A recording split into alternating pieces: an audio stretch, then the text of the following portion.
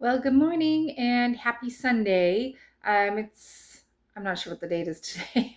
I think it's the second weekend in October.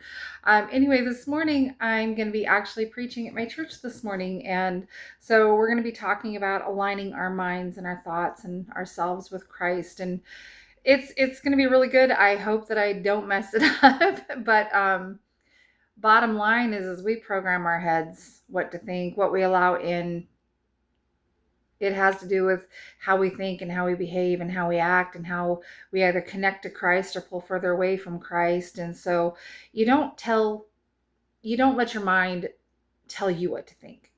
You got to tell your mind what to think. So there's this new science called neurotheology that I find fascinating because it's pretty bad when the very science that God created is just now catching up with the Bible. And they have this whole theory of there's a part of your brain that is triggered during religious and spiritual events. And so I am really excited about this. I wrote a ton of notes. I don't know if I'll use them all, but I only get a short period of time to deliver this. But when you align your mind with Christ, you know who you are. Christ knew who he was. So if we're trying to be Christ-like and align ourselves and align our minds to think like Christ and to be as Christ-like as we can, you know who you are. You can cast out fear. Perfect love casts out fear. Jesus is perfect love. God knew who he was. Jesus knew exactly who he was. Think of all the I am statements. I am the resurrection and the life.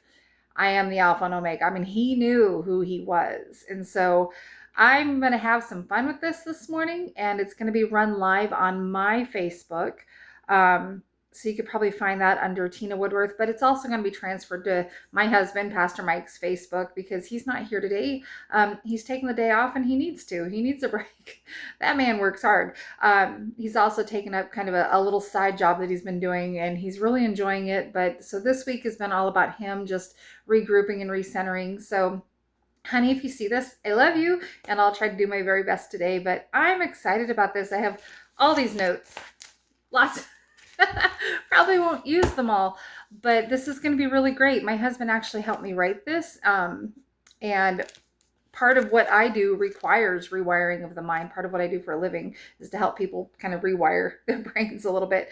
So this is going to be exciting. So I hope that if you are going to church this morning, listen to everything your pastor has to say and take home some good stuff, get some good praise and worship time in this morning. My daughter will be leading praise and worship this morning, and she's just so talented and so gifted. I know I'm biased, right? But no, she really is very talented.